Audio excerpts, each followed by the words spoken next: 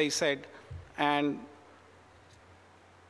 it's not only access to money that would really matter as we move forward, because today there is an increasing awareness in India, and there are many private equity players, venture capitalist firms, as well as government schemes to fund them.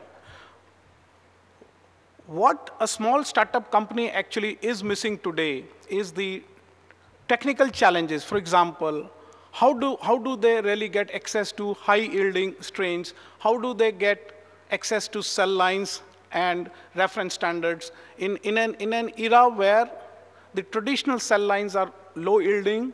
And when you go to modern cell lines like PERSE 6, there is a huge intellectual property challenge there, and the demands of the people for out-licensing in terms of down payments and royalties are huge, which younger companies really cannot afford. So there is a need for a national non-profit biological resource center for acquisition and distribution of such biological materials in India. Similarly, there is lack of vaccine development services. You really need national accredited laboratories which will certify that such cell lines are fit for use and they really comply to GMP standards. There is a huge cost of development for newer vaccines, which the developing world is expecting not only high quality, but also affordable. Then how could you do that? There is a need for creation of a budget with which companies can get access to cheap financial capital. It could be that the amount of income tax that we have paid in the last 10 years could be made available to us as a loan on soft terms, let's say on repayment of 20 years at 1 or 2% interest. Such innovative schemes are really needed by the small-scale sector, including the medium and large-scale companies in India, if they have to invest in biotechnology as a future industry. We are looking forward to inclusion of out-house clinical trials that we do as part of the whole dossier generation, that they also be exempted from income tax, as is the other investments that we do in-house. Apart from that, there is a strong need to really work very closely with Ministry of Health and Family Welfare to really align our R&D programs or goals that we arrive in the vaccine industry also with the vision that they have for the country. If their vision can get aligned with our research budgets, with our industrial expansion planning, it will have much more coherence. It will lead to lesser wastage of money, thereby only helping developing those products which are needed by the country, making those investments in capacities which are needed by the country. And obviously, if these two things are done rightly, you will have an affordable vaccine which has got predictable supply chain, and there will be no stockouts. These are some of the challenges, as I said, for the small startup research companies to maybe some mid and large companies. However, the challenge when we look at the markets outside India, the export markets, they become much more important, because the quality that we really deliver from India has to be trusted. And for that quality to be trusted, I believe the Indian industry will have to start looking at the way they look at quality within their own companies.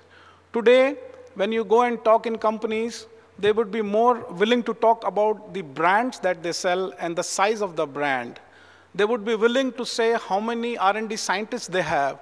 They would consider this as very romantic to say that they spend 10% of their revenue into R&D expense, but nobody is talking about how much money every year they are spending in raising their processes, systems, infrastructure, training and development of people as the regulatory requirements are changing in terms of quality. Nobody talks about it. So I think there is a large challenge that lies ahead in the Indian vaccine industry, and I would actually see whether it is Panacea Biotech or any other company in the country start reflecting how much percentage of revenue they would want to actually invest in quality standards of their company, so that people actually using the vaccines trust our quality.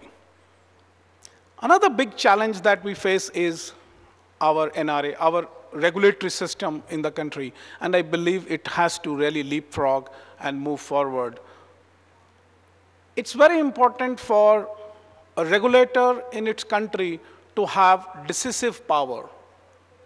It should not happen that it is housed in a setup in which the same government generates the demand, procures the vaccine, produces the vaccine, and also releases the vaccine, including licensing.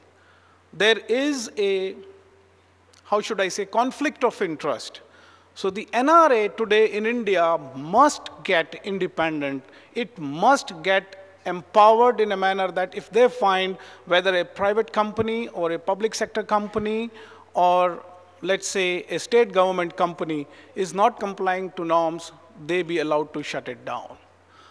If India needs to really progress in the next 10 years and make sure that the 50% market share that the developing world would get access to in the next 10 years, if they want a lion's share in that, the Indian vaccine industry has a huge homework to do. The government of India has a huge role to perform. And obviously, this will be an exercise which has to be very collaborative exercise in which the industry goes up and at the same time, the government of India regulatory system gets empowered to actually drive growth in the whole global market and therefore becomes a role model for the whole developing world. Thank you very much. Now I'd like to actually start the panel discussion, and maybe my first question will go to Dr. Appaji as to what does he think are the key growth incentives that they are working from their department to enable more and more vaccine players coming forward, investing in vaccine research and establishing the infrastructure which can really ensure a huge amount of vaccine production exported from this country.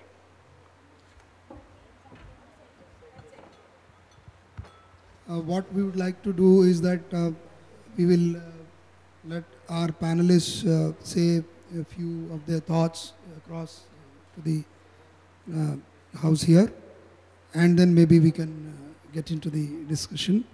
That will be, is that fine? Yeah. Now I request Dr. K.V. Balasubramaniam to say a few words.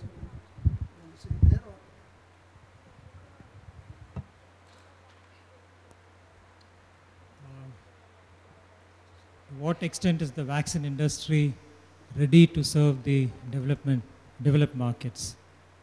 Is it on our radar? And I think I would pose this question and look at it from a business perspective.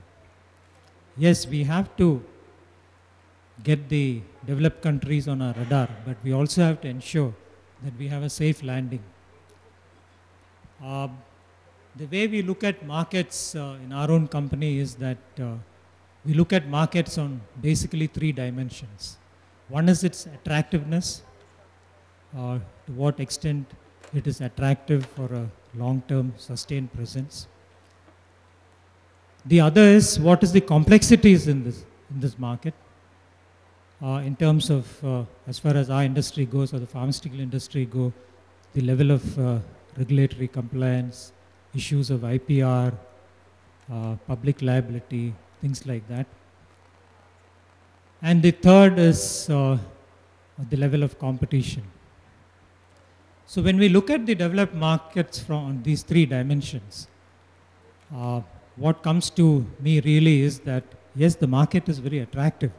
You have products selling at very high prices, margins are really good, so it should be an attractive market.